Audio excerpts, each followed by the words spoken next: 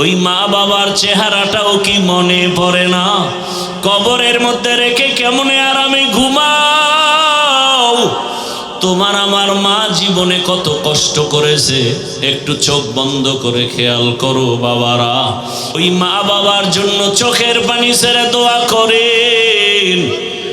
কত বাবা এত কষ্ট করে করে সন্তানকে বড় বানাইছেন। এক সময় বাবা চাল কিনতে পারে নাই, ডাল কিনতে পারে নাই। কত বাবার মনে চাইতো ইলিশ মাছ খাবে, কিনার মতো টাকা ছিল না। কত মায়ের অন্তর চাইতো বেদানা আঙ্গুর খাবে, কেনার টাকা ছিল না। আজকে সন্তান তোমার ঘরে মাছের অভাব নাই, ফলের অভাব নাই, কিন্তু ওই মাছ আর ফল কে খাবে? মা বাবায় সাদা কাপড়ের প্যাকেট হয়ে কবরে পড়ে আছে। ওরে তুমি শীতের রাতে ঘুমাইলে মা ঘুমাইতেন না, রাতের গভীরে আসিয়া দেখতেন সন্তানটার মশারি নাই, শীতের ভেতরে গায়ে কম্বল নাই। মা বারবার কম্বল উঠায় দেয়, মশারি টানায় দেন। আজকে ওই মা বাবাকে ঠান্ডা মাটির মধ্যে রেখে যারা আরামে ঘুমাও, ওই মায়ের চেহারাটাও কি মনে পড়ে না? বাবার কথা কি মনে পড়ে না? ওই মা বাবার ঋণ আদায় কেমনে করবা?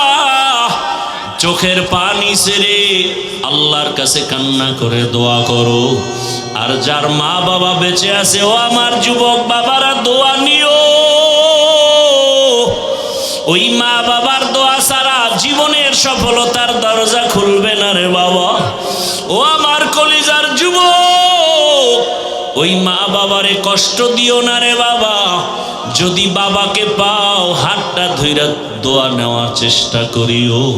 এই রত্ন হারায় গেলে আর জীবনে পাওয়া যাবে না। ওই বাবারে পাইলে দোয়া নিও, জীবনের সফলতার দরজা খুলে যাবে। মায়েকে পাইলে ঘরে গিয়া মাকে বলিও, মা জীবনে কত বেয়াদবি করেছি, তুমি গোপনে কষ্ট পেয়ে কান্না করেছো। আজ তওবার নিয়ত করেছি, আর বেয়াদবি করব না, তুমি আমার মাথায় হাতটা দিয়া দোয়া করে দাও। মাকে যদি বলতে পারো, দেখবা মায়ের চোখের কোঠায় পানি। মা ডেকে বলবে, বাবা আয় আয়। আল্লাহর মোহাব্বত নিয়া মাথায় হাত দিয়া ডাকবে, ও আরশে আজিমের মালিক, আমার কলিজার সন্তানটাকে কবুল করে নাও। ও সন্তানেরা, ওই মা বাবার দোয়া নিয়ে আগায়া যাও। ওলামায়ে কেরামের দোয়া, শিক্ষকের দোয়া নিয়ে গাও। ও পর্দার আড়ালের মা বোনেরা, একটা আদর্শ সন্তানের মা হইয়া কবরে যান। ওরে সন্তানের ভবিষ্যৎ চিন্তা করে ভালো আদর্শ যদি দিয়া যাইতে পারেন, সন্তান এক সময় দোয়া করবে আর গর্ব করবে, আমার মা কত ভালো, বাবা কত ভালো ছিল। আমার মা নামাজের সময় নামাজ আদায় করত, কোরআন তেলাওয়াত করত, কখনো বেগানা নিয়ে পড়ে থাকতো না, মোবাইল নিয়ে পড়ে থাকতো না। আমার বাবা কত আদর্শবান, আমার বাবা নামাজ পড়তো, আদর করত, নামাজ ছাড়তো না, বেপরদায় চলতো না, বেগানার দিকে তাকাইতো না। আর যদি মা বাবারা খারাপ আদর্শ রেখে চলে যান, সন্তান এক সময় মনে মনে ধিক্কার দিয়া বলবে, আমার মা বাবা এত খারাপ ছিল, আমি কেমনে ভালো হব। আমার মা বাবা দুজন তর্ক বিতর্ক ঝগড়ায় লিপ্ত থাকতো, নামাজ নাই, রোজা নাই, তেলাওয়াত নাই, সারাটা দিন মোবাইলে গুনাহ দেখতো, বেগানার পেছনে দৌড়াতো, তেলাওয়াতের খবর নাই, আমাদেরকেও ভালো লাইনে চালায় নাই, হারামের উপার্জনের পেছনে চলে যাইতো। ধিক্কার জানাবে রে মা বাবা, এখনো সময় আছে, তওবা করেন, আল্লাহর কাছে মন খুলে দুফোঁটা চোখের পানি ছেড়ে বলেন, হে মালিক, জীবনে তো গুনাহ কম করি নাই, আজ থেকে গুনাহ করব না, নামাজ ছাড়ব না, বেপরদায় চলব না। আর যুবকেরাও তওবা করো, আর কোনোদিন কোনোদিন মা বাবার সাথে বেয়াদবি করবা না, নামাজ ছাড়বা না, দাড়ি কাটবা না, বেপরদায় চলবা না। মা বাবার দোয়া নিয়া, শিক্ষকের দোয়া নিয়া, উলামায়ে কেরামের দোয়া পরামর্শ নিয়া, রসুলের মোহাব্বত নিয়া, নবীজির আদর্শ মেনে চলবা। আল্লাহর কাছে যদি তওবার মতো তওবা করতে পারো, আমার আল্লাহ জীবনের গুনাহ মাফ করে দিবেন। ও আল্লাহ আমাদের মাফ করে দেন, তওবাওয়ালা জিন্দেগি দান করেন। আম্মা জান আয়েশা রাদিয়াল্লাহু আনহা একদিন রহমতের নবীকে জিজ্ঞাসা করেন, ইয়া রাসূলুল্লাহ, আপনি এত কষ্ট করেন, ইবাদত করেন, পা ফুলে যায়, এত পরিমাণ রসুল ইবাদতে সময় কাটান, পা ফুলে যায়। নবীজি কি বললেন জবাবে? আফালা আকুনা আবদান শাকুরা, ও আয়েশা, আমি কি আল্লাহর শুকরগুজার বান্দাদের মধ্যে অন্তর্ভুক্ত হব না? তাহলে নবী নিজেকে বান্দা বললে কি হয়? খুশি হয়। এই জন্য দেখছেন নি ওই আরশে আজিমের মধ্যেও নবীকে বান্দা বলা হলো। ফাআওহা ইলা আবদিহি মা আওহা, আল্লাহ বলেন আমার বান্দার কাছে আমি ওহী নাজিল করলাম, যা বলার বলছি, এটা আর গোপন প্রকাশ না। এবার আরো মজার কথা, নবীর জিগে আপনি যে আমার বাড়ি আসছেন, হাদিয়া নিয়ে আসা দরকার না? কি নিয়ে আসছেন? নবী বলেন আত্তাহিয়াতু লিল্লাহ ওয়াসসালাওয়াতু ওয়াত-তাইয়্যিবাত, তিনটা নিয়ে আইছি হাদিয়া। আল্লাহ কয় আমিও তিনটা দিলাম। আসসালামু আলাইকা আইয়ুহান নবী ওয়া রাহমাতুল্লাহি ওয়া বারাকাতুহু। নবীকে আমি একা নিলাম না, আমার উম্মতেরও ভাগে লইলাম। উম্মতের কান্ডারি নবী,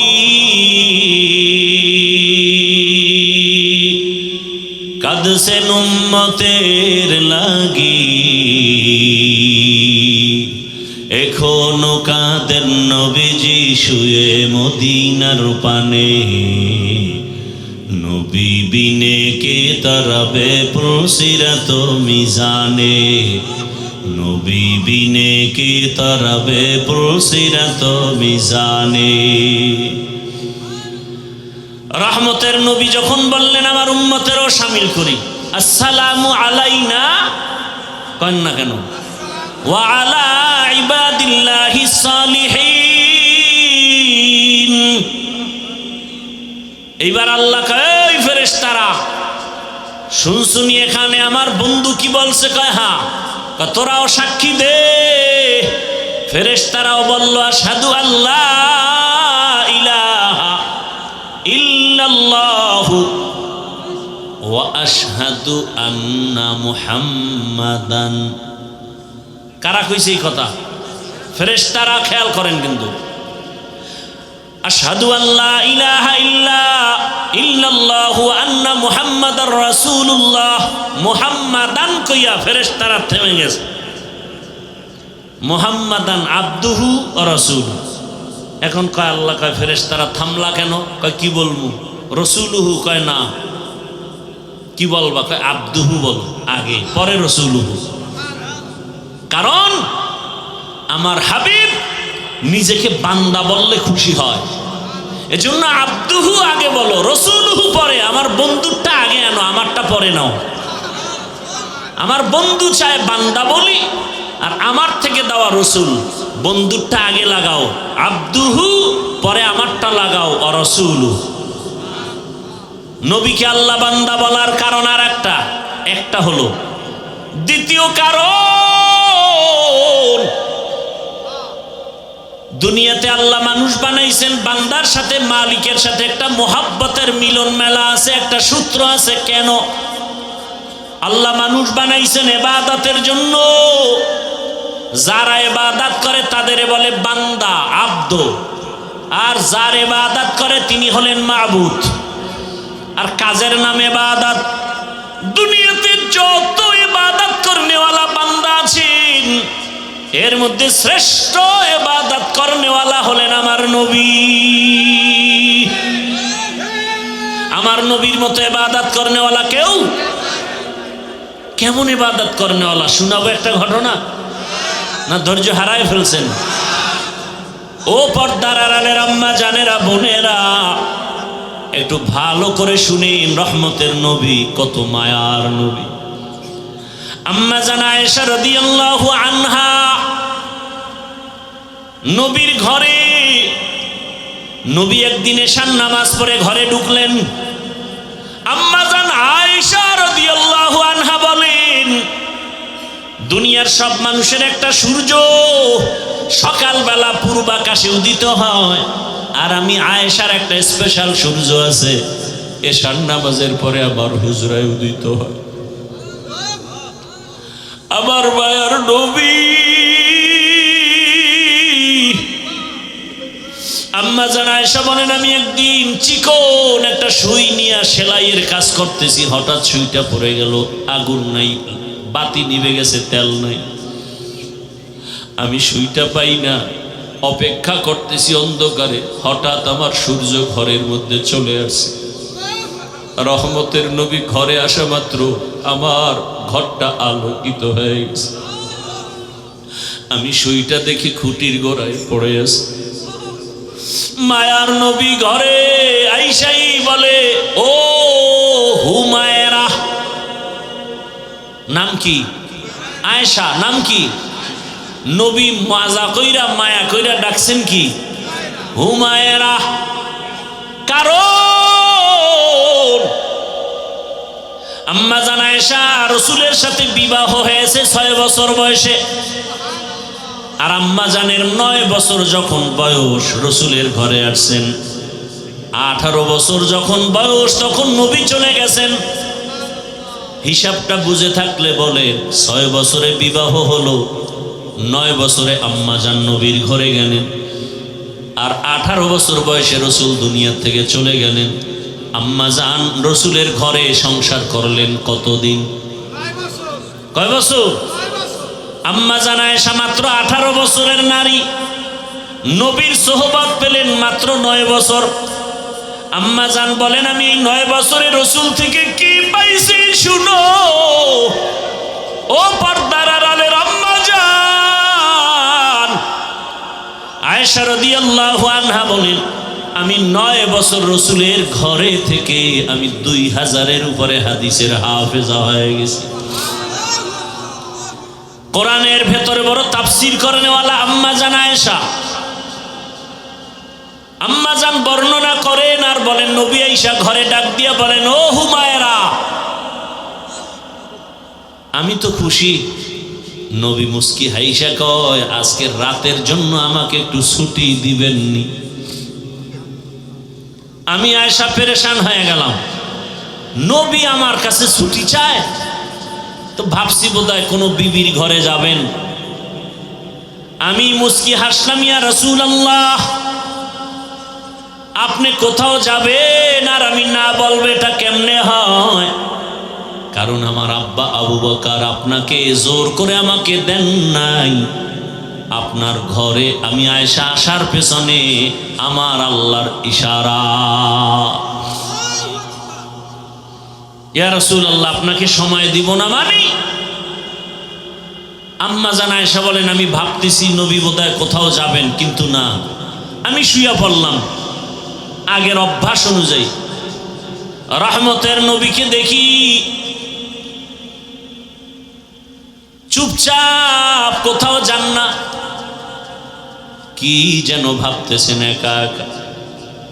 আমি শুয়া ঘুমানের বাহানায় চুপ করে আছি, দেখি মায়ার নবী কি করেন। আম্মা জান আয়েশা বলেন, আমি দেখি রহমতের নবী মালিকের মোহাব্বতের নামাজে দাঁড়ায় গেলেন। মায়ার নবী নামাজে দাঁড়ায় গেলেন, নামাজ শুরু করে সূরা ফাতিহা পড়তেছে। আমি আয়েশা রাসূলের আওয়াজগুলো কানে শুনতেছি। রহমতের নবীর তেলাওয়াতে এত মজা,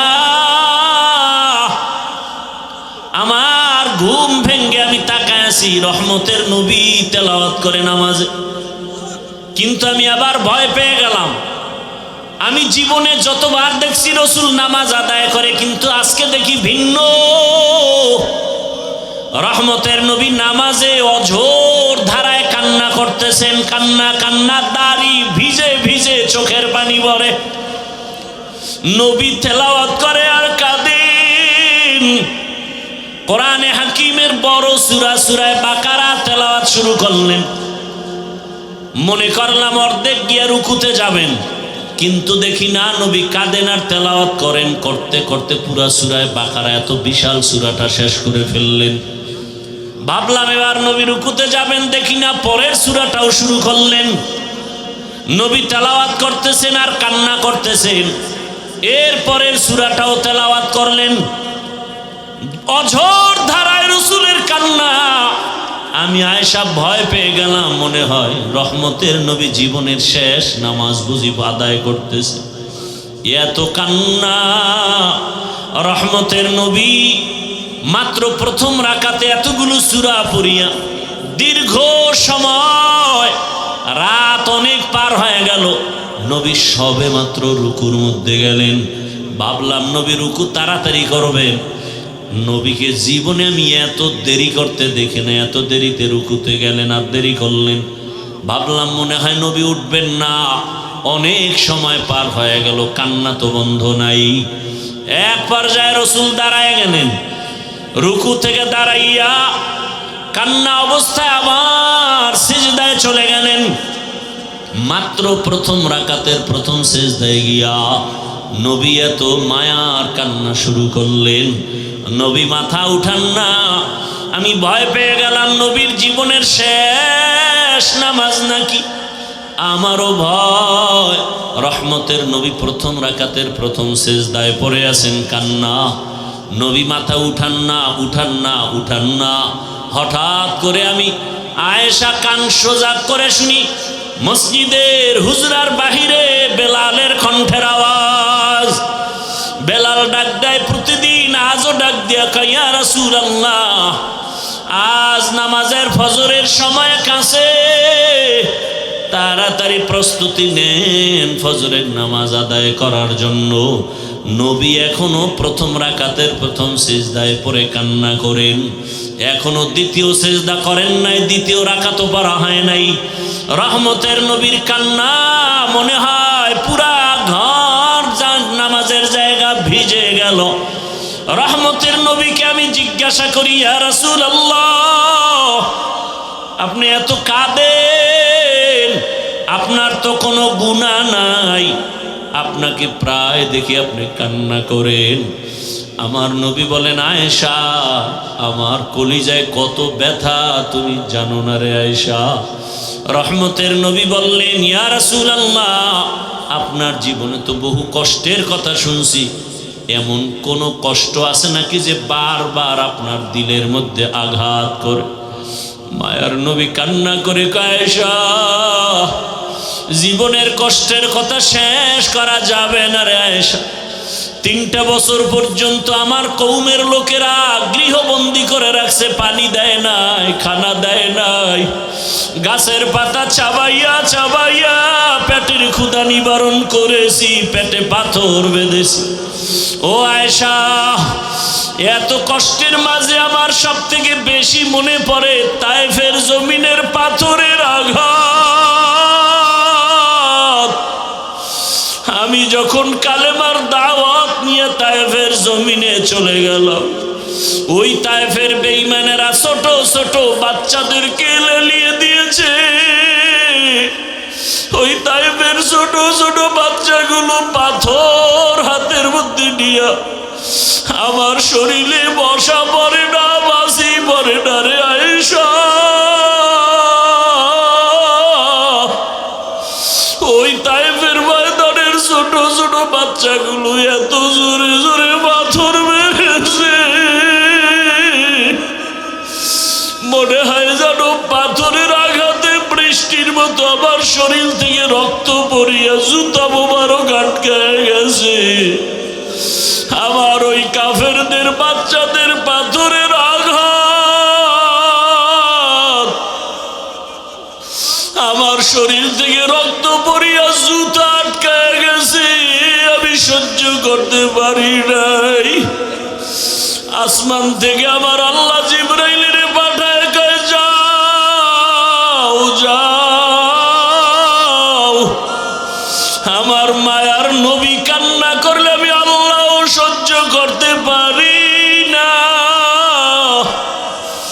জিবরাইল আমিন আসি আমাকে বলে, নবী আপনি কাঁদিয়েন না, আমার মাওলা সহ্য করতে পারেন না, আপনি এখন অর্ডার দেন তায়েফের জমিন উল্টায়া ধ্বংস করে ফেলি।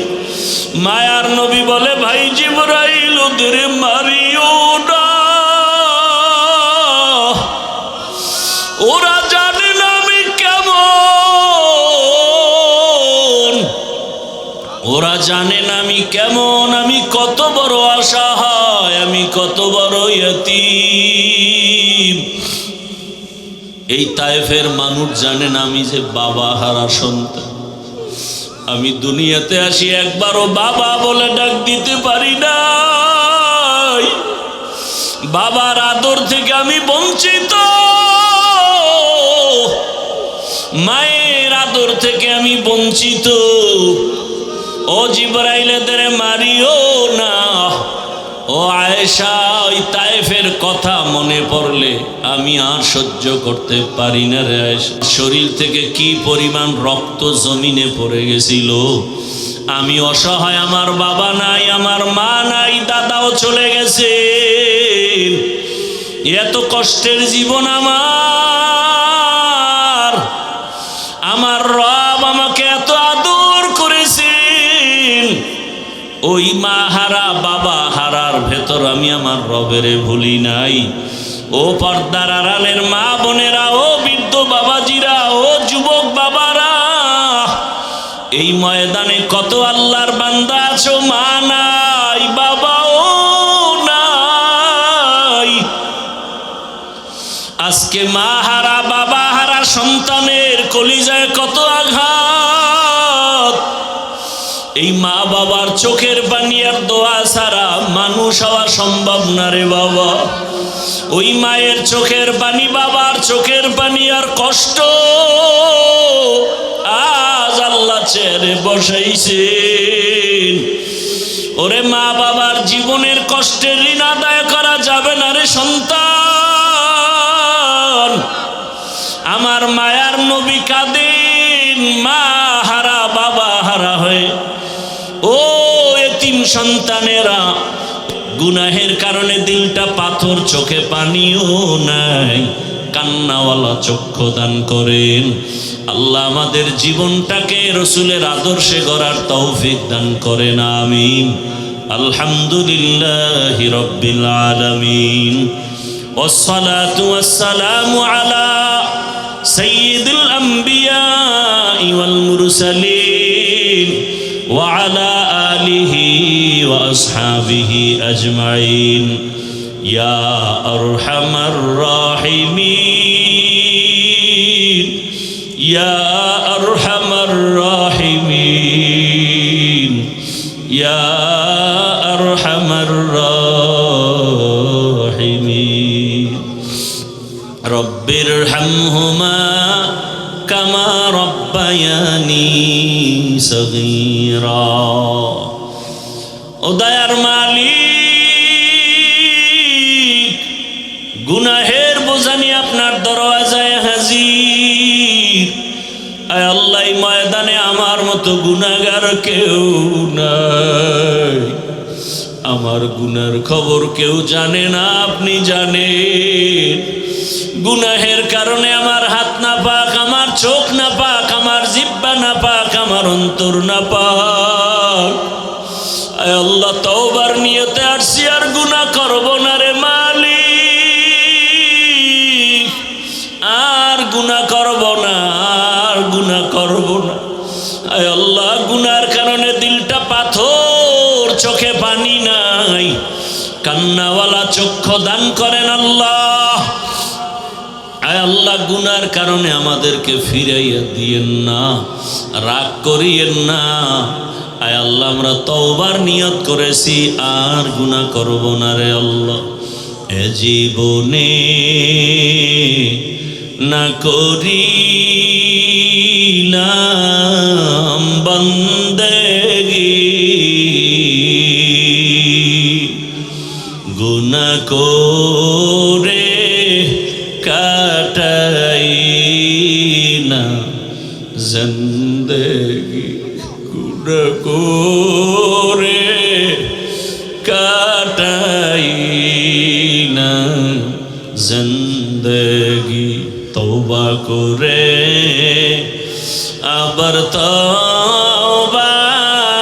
ভাঙ্গিলাম, তওবা করে আবার তওবা ভাঙ্গিলাম,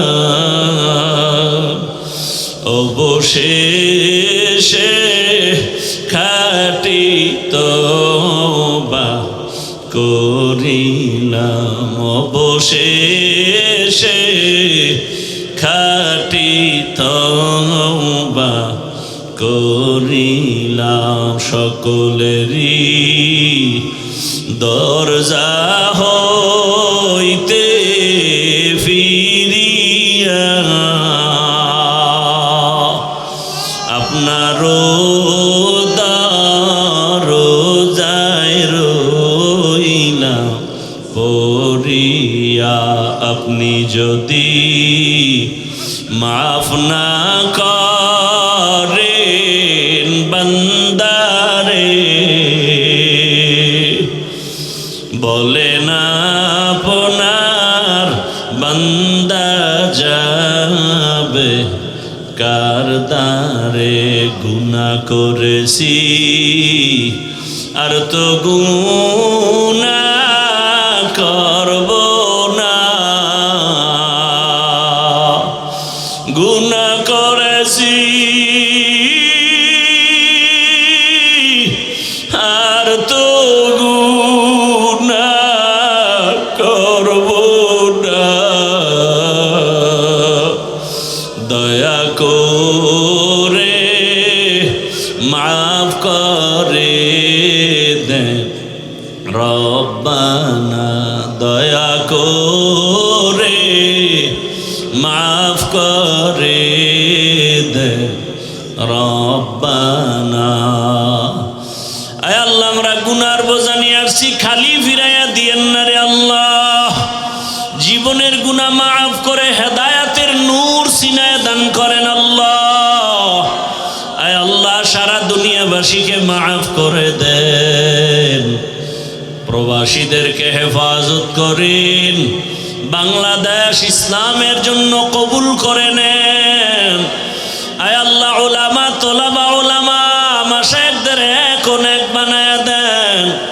আয় আল্লাহ, বাতিলের মোকাবেলায় বিজয় দান করেন, বাতিলের নেফাকি জাহির করে মুমিনের ঈমান আমল হেফাজতের ব্যবস্থা করে দেন। আয় আল্লাহ, বাতিলকে বাতিলের দ্বারা দমন করে দেন আল্লাহ, বাতিলকে বাতিলের দ্বারা দমন করে দেন আল্লাহ। আহলে হকের বিজয় দান করেন আল্লাহ। আপনি ছাড়া আমাদের কেউ নাই। আয় আল্লাহ, ঈমান আমলের শক্তি বাড়ায়া দেন, বাতিলের মোকাবেলায় বিজয় দান করেন আল্লাহ। মাদ্রাসা মসজিদ কবুল করে নেন, দান সদকা কবুল করে নেন, ব্যবসা চাকরি যারা করে হালাল ভাবে বরকত বাড়ায়া দেন, হারাম থেকে হেফাজত করেন, রিয়া হাসাদ কিবির দূর করে ইখলাস দান করেন, সুন্নতওয়ালা জীবন দান করেন, নবীজির রওজা বাইতুল্লাহ জিয়ারতের জন্য তৌফিক দান করেন। আয় আল্লাহ, হায়াতে বরকত বাড়ায়া দেন। আয় আল্লাহ, আমাদের মা বাবা মুরব্বীরা যারা দুনিয়ায় নাই, জানি না এ ময়দানে কারা ইয়াতীম। মোনাজাতের পরে অনেকে বাসায় যাবে, বাবা মা বলে ডাকবে, দরজা খুলবে। আর এক দল এতিমরা আছে, এরা জীবনে আর মা বলে ডাক দিতে পারবে না, বাবা বলে ডাক দিতে পারবে না। আয় আল্লাহ, এতিমদের দিকে তাকাইয়াও কি মায়া হবে না রে আল্লাহ? মেহেরবানি করে সবার কবর জান্নাত বানায়া দেন আল্লাহ। যারা বেঁচে আছেন হায়াত বাড়ায়া দেন, অসুস্থ যারা সুস্থ করে দেন। আয় আল্লাহ, আমাদের মা বাবা মুরব্বীরা যারা বেঁচে আছেন দীর্ঘ নেক হায়াত দান করে। আয় আল্লাহ, ডানে বামে তাকাই কেমন যেন এতিম এতিম মনে হয়। আল্লাহ, দিনের লাইনেও আমরা বড় বড় বুজুর্গ ওলামায়ে কেরামদের হারাইয়া এতিম, দুনিয়ার লাইনেও আমরা একা করে সবাইকে হারায় ফেলতেছি। আমার মামা চলে গেলেন, দাদা দাদি নানা নানিরা চলে গেলেন, আমার চাচি চলে গেলেন। একদিন খবর হবে আমিও নাই, একদিন খবর হবে আমার বড় চাচা দোয়া চেয়েছেন, বিছানা থেকে উঠতে পারেন না। রে আল্লাহ, কোন দিন খবর হবে দুনিয়ায় নাই। এভাবে এক এক করে সবাই আমরা এতিম হয়ে যাব। হায় আল্লাহ, মা বাবাকে হারায় গেলে কে আমাদের একটু সান্ত্বনা দিবে?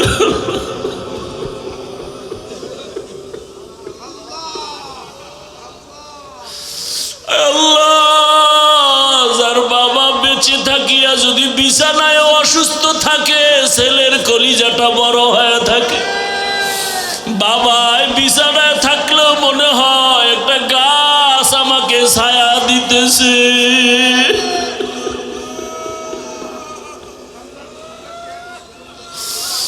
আর যার বাবা নাই, বা নাই, ডানে বামে তাকায় দেখি বাড়ি গাড়ি টাকা পয়সা সন্তান পরিবার, কিন্তু হঠাৎ কলিজায় আঘাত। আমার বাবাই কই, আমার মা কই? আমার বাবা থাকলে আমার কলিজাটা কত বড় থাকতো, মা থাকলে কত কলিজা বড় থাকতো। বিপদে পড়লে মাকে বলতো মা দোয়া করিও, বাবাকে বলে দোয়া করিও। যার মা নাই বাবা নাই, ডানে তাকায় অসহায়, বামে তাকায় অসহায়, কার কাছে দোয়া চাইবে? ও আল্লাহ, এতিমদের দিকে তাকাইয়া দেখে, এই ময়দানে কি আপনার মোহাব্বতের কান্নাওয়ালা কেউ নাই? ওরে যার চোখে পানি, তার কাছে দোয়া চাও রে। ও আল্লাহর গোলামেরা, দোয়া চাও। কান্নাওয়ালার দোয়া ফেরত যাবে না রে মালিক। যার পছন্দ হয় আপনার কাছে চোখের পানি, তার ওসিলায় মাফ করে দেন। আমাদের মা বাবা, আপনজন, মুরব্বীরা যারা বেঁচে আছেন, হায়াত বাড়ায় দেন। মা অসুস্থ, কুদরতের দ্বারা সুস্থ বানায় দেন। বাবাকে পূর্ণ সুস্থ বানায় দেন। আয় আল্লাহ, চাচা চাচি আপনজনের ভেতরে যারা, সবাইকে সুস্থ বানায় দেন। আয় আল্লাহ, সবার অন্তরে মোহাব্বত বাড়াইয়া আপন আপন হইয়া দুনিয়াতে জীবন চালাবার তৌফিক দান করেন। নফস শয়তানের ধোঁকা থেকে আমাদেরকে হেফাজত করেন আল্লাহ। আয় আল্লাহ, একে অপরের আপন হইয়া সহযোগী হইয়া দুনিয়ায় জীবন যাপনের তৌফিক দান করেন, ইজ্জতের জীবন দান করেন।